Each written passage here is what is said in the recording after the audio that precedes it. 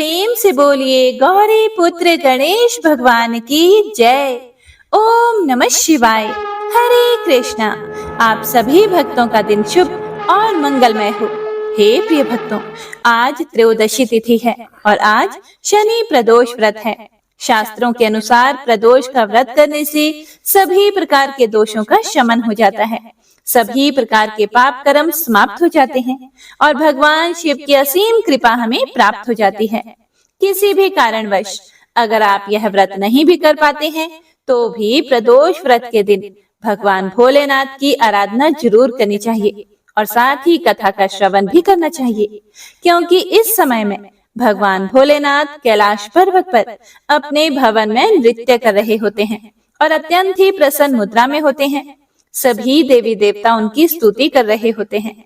ऐसे में जो भी भक्त त्रयोदशी तिथि की संध्या काल में अर्थात प्रदोष काल में भगवान शिव और माता पार्वती की पूजा करते हैं, उनका अभिषेक करते हैं, शिव मंदिर में दीपदान करते हैं, भगवान को बिल्व पत्र अर्पित करते हैं और कथा श्रवण करते हैं, उनकी समस्त मनोकामनाएं भगवान भोलेनाथ पूर्ण कर देते हैं।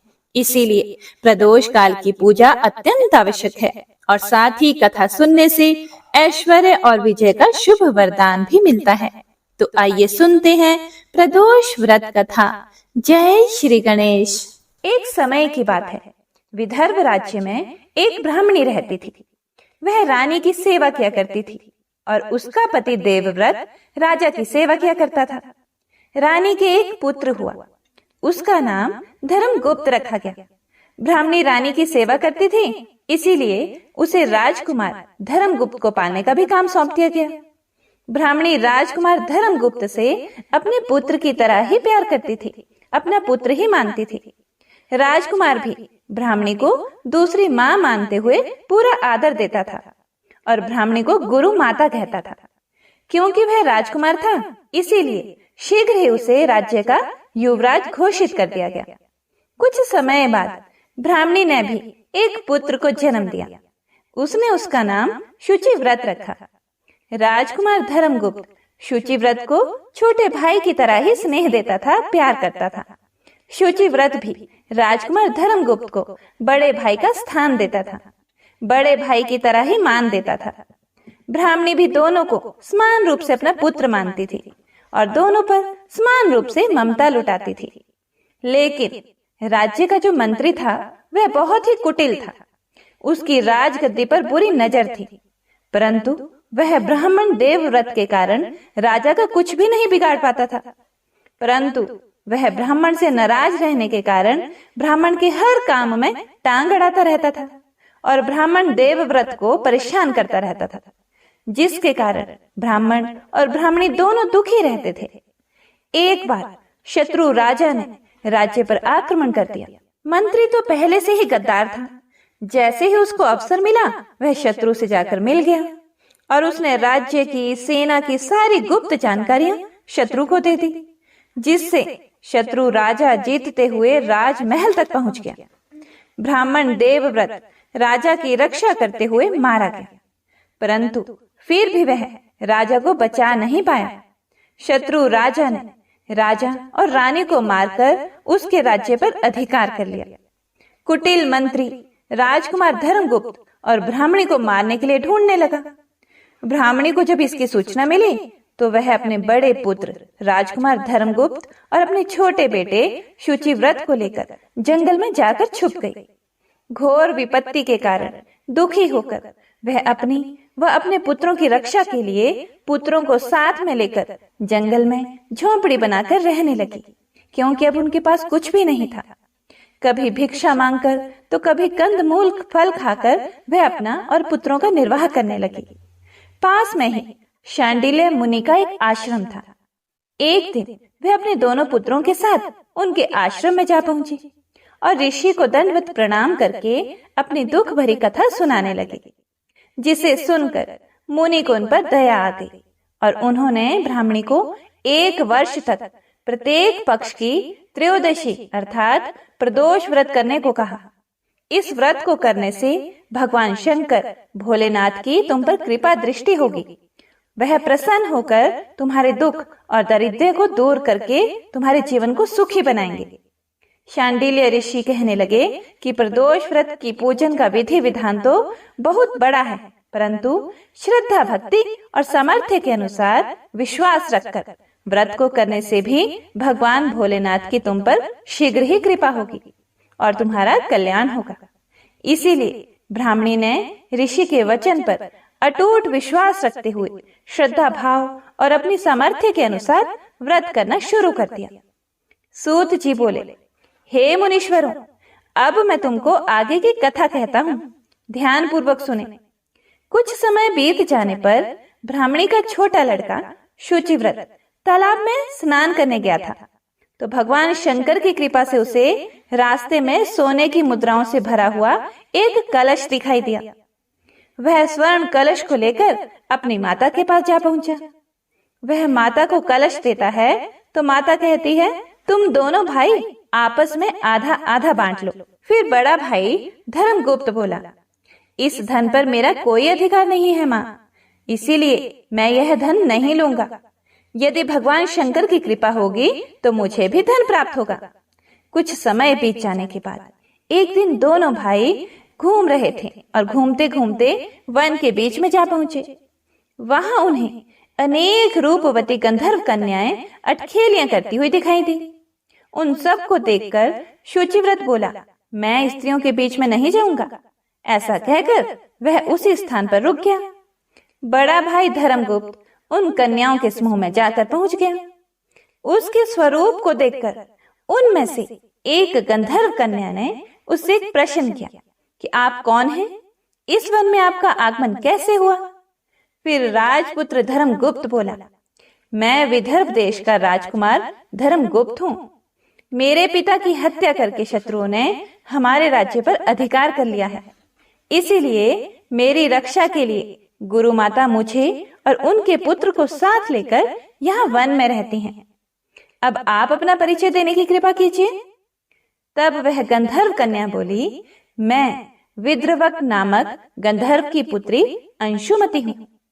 मैंने अपनी सूक्ष्म बुद्धि द्वारा आपके मन की भावना जान ली है कि आप मुझ पर अनुरक्त हैं। मेरा मन भी आपको देखकर चंचल हो रहा है। कदाचित ईश्वर ने हम दोनों को एक दूसरे के लिए ही बनाया होगा। ऐसा कहकर गंधर्व पुत्री ने राजपुत्र के गले में अपनी मणिमाला डाल दी। तब राजपुत्र बोला, हे सुमुखी, मैंने तुम्हारा यह प्रणय उपहार प्रेम से स्वीकार कर लिया है, लेकिन मैं तो बहुत ही ज्यादा निर्धन हूँ। मेरा तुम्हारा विवाह किस प्रकार हो सकेगा? तब अंशुमति बोली, हे राजपुत्र, आप कोई चिंता ना करें। मेरे माता पिता आपको देखकर बहुत ही प्रसन्न होंगे और विवाह की स्वीकृति भी दे देंगे। कल सुबह ही आप यहाँ अवश्य आना। इतना सुनकर राजपुत्र गंधर्व कन्या से विदा लेकर अपने घर को आ गया और घर आकर सारी बातें अपनी माता को बता दी। सूत जी बोले, हे ऋषियों, दूसरे दिन सवेरे राजपुत्र भगवान शिव की पूजा करके अपने भाई शुचिव्रत को साथ लेकर उस वन में गया। उधर वह गंधर्व कन्या अंशुमति भी अपने पिता विद्रवक को अपने साथ लेकर वहां जंगल में आती है। गंधर्व राज राजपुत्र को देखकर अत्यंत प्रसन्न होकर कहते हैं कि तुम मेरी पुत्री की योग्य श्रेष्ठ वर हो। गंधर्व राज ने अपनी पुत्री का विवाह उसके साथ कर दिया और दहेज में हीरे, मोती, सोना, चांदी, हाथी, घोड़े, लाव लश्कर और अनेक दासियां दी और शत्रु को परास्त करने के लिए अपनी सेना देने का वचन भी दिया। राजकुमार धर्मगुप्त ने गंधर्व राज से सेना लेकर अपने राज्य को वापस प्राप्त करने के उद्देश्य से ब्राह्मणी और शुचिव्रत के साथ शिव जी की पूजा करके शत्रु पर आक्रमण कर दिया। शीघ्र ही उसे विजय प्राप्त हो गई और उसने शत्रु राजा और कुटिल मंत्री को मारकर अपने राज्य पर फिर से अधिकार कर लिया। गंधर्व राज ने अपना वचन पूरा करके धर्मगुप्त को विदर्भ देश का राजा बना दिया। धर्मगुप्त ने राजा बन जाने पर अपने छोटे भाई शुचिव्रत को मंत्री तथा गुरु माता को राजमाता के पद पर सुशोभित कर दिया। इस प्रकार भगवान शिव जी की कृपा से वे सभी आनंद से रहने लगे। सूत जी बोले, हे ऋषियों, जो भी स्त्री या पुरुष पूरी श्रद्धा भक्ति भाव से इस प्रदोष व्रत को करेगा तथा शिव जी का पूजन अभिषेक करेगा, रात्रि जागरण करेगा, कथा सुनेगा, महादेव जी उनके सारे कष्ट हर लेंगे और अपने लोक में अवश्य ही स्थान देंगे। हे भगवान शिव और माँ पार्वती, कथा सुनने वाले सभी शुद्धि जनों की मनोकामना पूर्ण करना। प्रेम से बोली शिव पार्वती की जय, गणेश भगवान की जय। तो आइए सुनते हैं शनि प्रदोष व्रत कथा। शनि प्रदोष व्रत कथा के अनुसार प्राचीन समय की बात है। एक नगर में एक सेठ सेठानी रहते थे। वे धन दौलत और वैभव से संपन्न थे। वह अत्यंत दयालु भी थे। उनके यहाँ से कभी भी कोई भी खाली हाथ या भूखा नहीं लौटता था। वह सभी को जी भरकर दान दक्षिणा दिया करते थे। लेकिन दूसरों को सुखी देखने वाले सेठ और सेठानी स्वयं काफी दुखी रहते थे, क्योंकि उनकी कोई संतान नहीं थी। एक दिन उन्होंने तीर्थ यात्रा पर जाने का निश्चय किया और अपना कामकाज अपने सेवकों को सौंपकर चल पड़े। अभी वे नगर के बाहर ही निकले थे कि उन्हें एक विशाल वृक्ष के नीचे समाधि लगाए हुए एक तेजस्वी साधु महाराज दिखाई पड़े। दोनों ने सोचा कि साधु महाराज से आशीर्वाद लेकर आगे की यात्रा शुरू की जाए। पति पत्नी दोनों समाधि लीन साधु के सामने हाथ जोड़कर बैठ गए और उनकी समाधि टूटने की प्रतीक्षा करने लगे।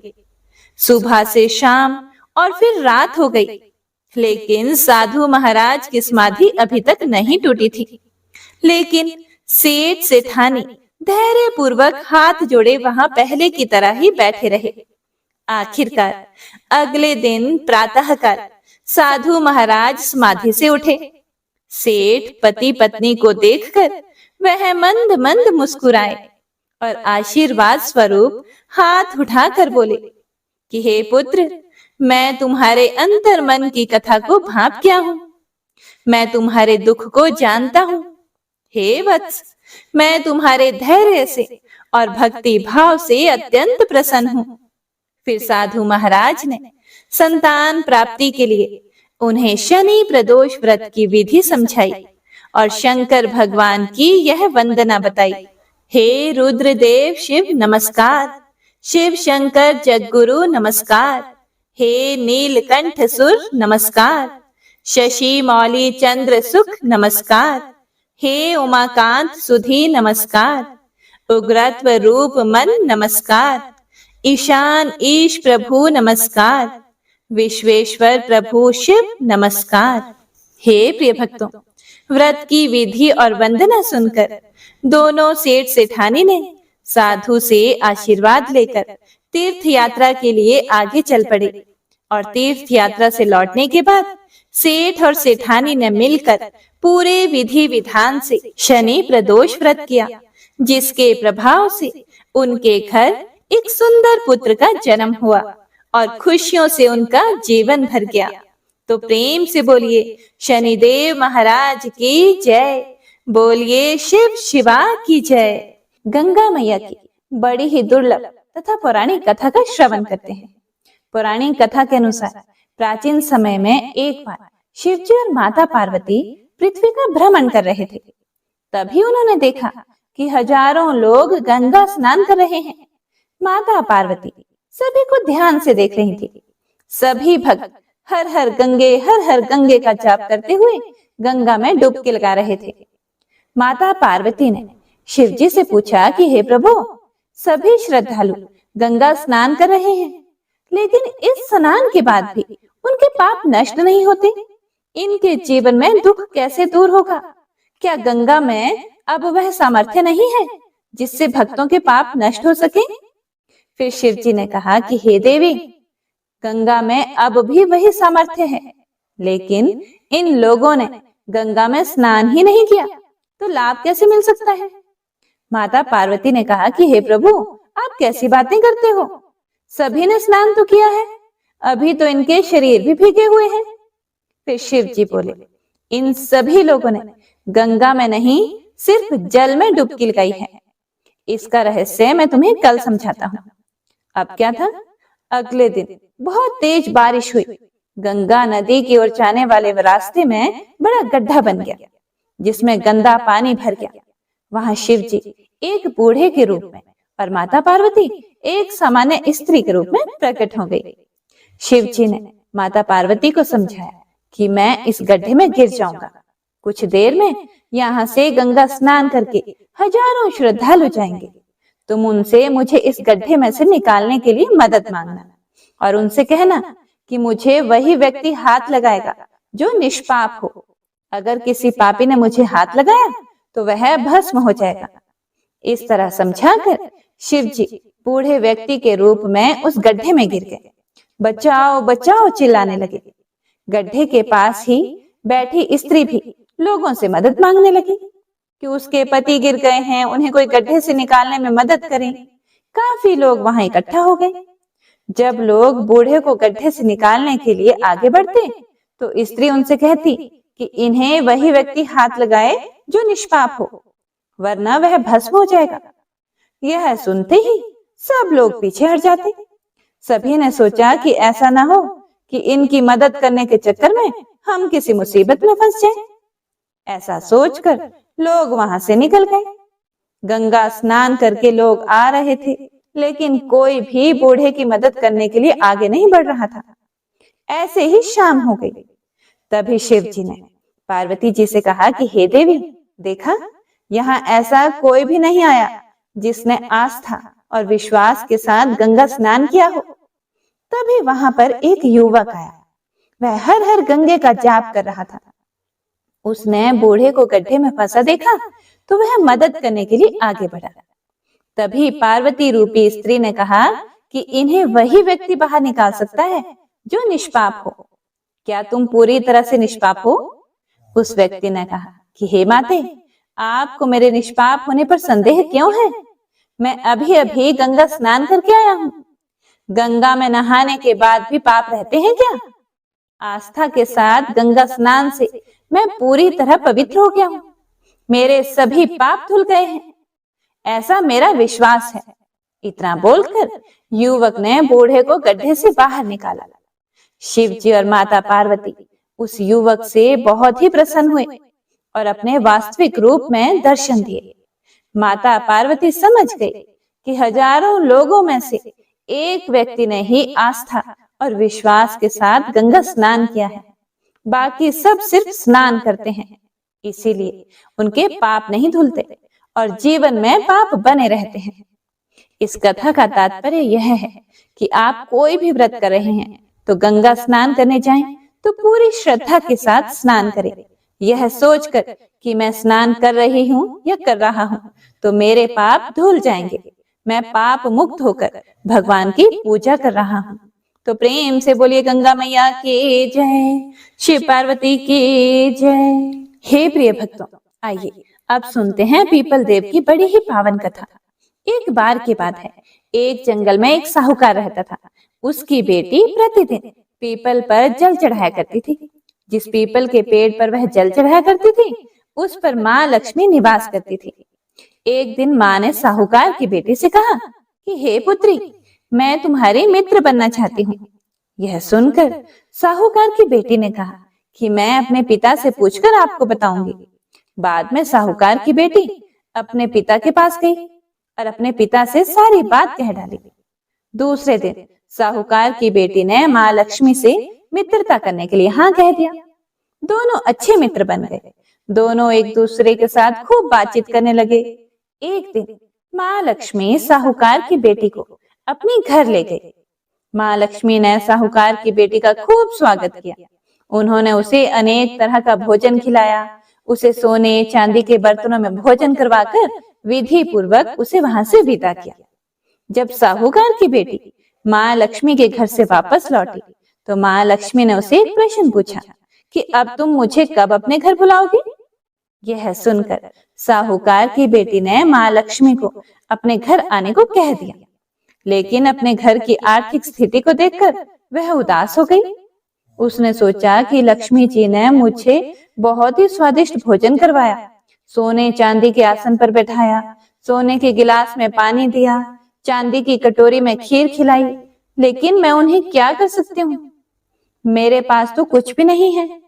उसे डर लगने लगा कि क्या वह अपने मित्र का अच्छे से स्वागत कर पाएगी या नहीं। यह सोचकर वह मन ही मन बहुत ही दुखी हो गई। साहूकार अपनी बेटी के उदास चेहरे को देखकर समझ गया।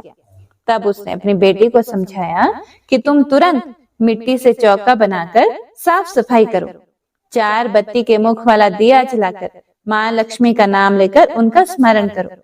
पिता की यह बात सुनकर उसने वैसा ही किया। उसी समय एक चील किसी रानी का 9 हार लेकर उड़ रहा था। अचानक वह हार साहूकार की बेटी के सामने गिर गया। अब साहूकार की बेटी ने जल्दी से वह हार बेचकर भोजन की तैयारी की।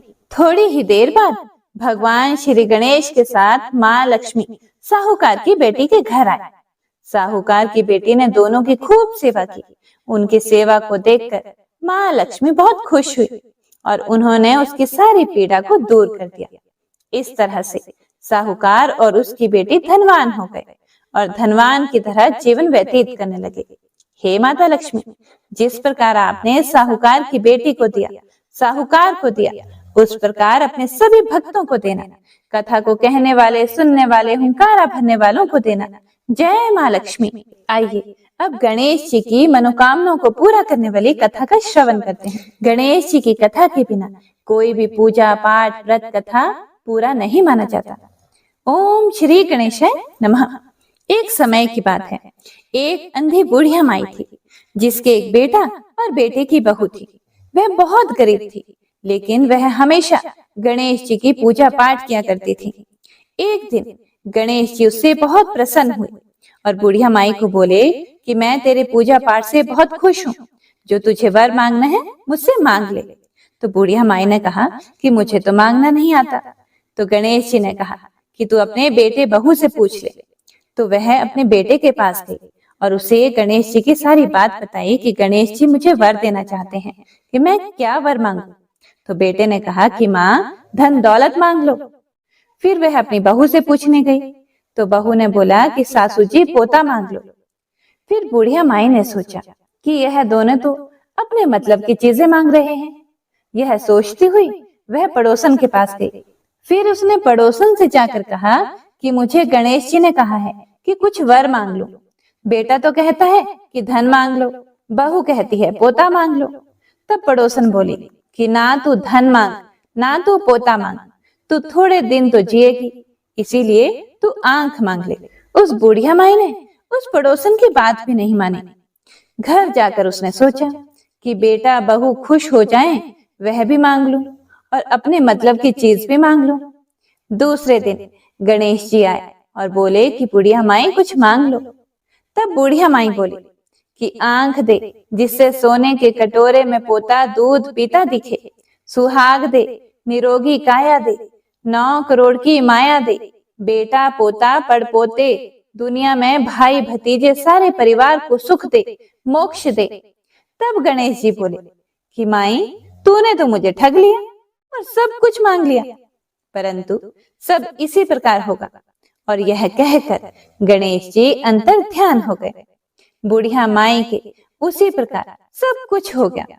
हे गणेश जी महाराज, जैसा बुढ़िया माई को दिया वैसा सबको देना। कथा को कहने वाले, सुनने वाले, सुनाने वाले सबको देना। कथा अधूरी हो तो पूरी करना, पूरी हो तो मान करना। ओम श्री गणेशाय नमः। हर हर महादेव। हे प्रिय भक्तों, तो आइए अब हम सुनते हैं विघ्न हर्ता श्री गणेश जी की बड़ी ही पावन, पवित्र और चमत्कारी कथा। एक समय की बात है, एक भाई बहन रहते थे। बहन का नियम था कि वह अपने भाई का चेहरा देखकर ही खाना खाती थी। हर रोज वह सुबह उठती और जल्दी जल्दी सारा काम करके अपने भाई का मुंह देखने के लिए उसके घर जाती थी। एक दिन रास्ते में एक पीपल के नीचे गणेश जी की मूर्ति रखी थी। उसने भगवान के सामने हाथ जोड़कर कहा, हे गणपति महाराज, मेरे जैसा अमर सुहाग और मेरे जैसा अमर पीहर सबको देना। यह कहकर वह आगे बढ़ जाती थी। जंगल की झाड़ियों के कांटे उसके पैरों में चुभा करते थे। एक दिन भाई के घर जब वह पहुंची और भाई का मुंह देखकर बैठ गई, तब भाभी ने उससे पूछा कि हे ननद जी, पैरों में क्या हो गया है? यह सुनकर उसने अपनी भाभी को जवाब दिया कि क्या बताऊं, रास्ते में जंगल की झाड़ियों के गिरे हुए कांटे पांव में चुभ गए हैं। जब वह वापस अपने घर आई, तब भाभी ने अपने पति से कहा कि रास्ते को साफ करवा दो, आपकी बहन के पांव में बहुत सारे कांटे चुभ जाया करते हैं। भाई ने तब कुल्हाड़ी लेकर सारी झाड़ियों को काटकर रास्ता साफ कर दिया, जिससे गणेश जी का स्थान भी वहां से हट गया। हे प्रिय भक्तों, अब देखिए, यह देखकर भगवान गुस्सा हो गए और उसके भाई के प्राण हर लिए। लोग अंतिम संस्कार के लिए जब भाई को ले जा रहे थे, तब उसकी भाभी रोते हुए लोगों से कहती है कि थोड़ी देर रुक जाओ, उसकी बहन आने वाली है। वह अपने भाई का मुंह देखे बिना नहीं रह सकती, उसका यह नियम है। तब लोगों ने कहा कि आज तो देख लेगी, पर कल कैसे देखेगी? रोज की तरह बहन अपने भाई का मुंह देखने के लिए जंगल में निकली। तब जंगल में उसने देखा कि सारा रास्ता साफ कर दिया गया है। वह आगे बढ़ती है तो उसने देखा कि सिद्धि विनायक को भी वहां से हटा दिया गया है। उसने गणेश जी को एक अच्छे स्थान पर रखकर उन्हें स्थान दिया और हाथ जोड़कर बोली, हे भगवान, मेरा जैसा अमर सुहाग और मेरे जैसा अमर पीहर सबको देना। और फिर बोलकर आगे निकल गई। भगवान तब सोचने लगे कि अगर इसकी नहीं सुनी तो हमें कौन मानेगा, हमें कौन पूजेगा? तब सिद्धि विनायक ने उसे आवाज लगा दी, हे पुत्री, इस खेजड़ी की 7 पत्तियां ले जाकर उसे कच्चे दूध में घोलकर भाई के ऊपर छींटा मार देना, वह उठकर बैठ जाएगा। हे प्रिय भक्तों, यह सुनकर जब बहन पीछे मुड़ी तो वहां कोई नहीं था। फिर वह सोचने लगी कि ठीक है, जैसा सुना वैसा कर देती हूँ। फिर वह 7 खेजड़े की पत्तियां लेकर अपने भाई के घर पहुंची। उसने देखा कि वहां तो कई लोग बैठे हुए हैं। भाभी बैठकर रो रही है और भाई की लाश रखी है।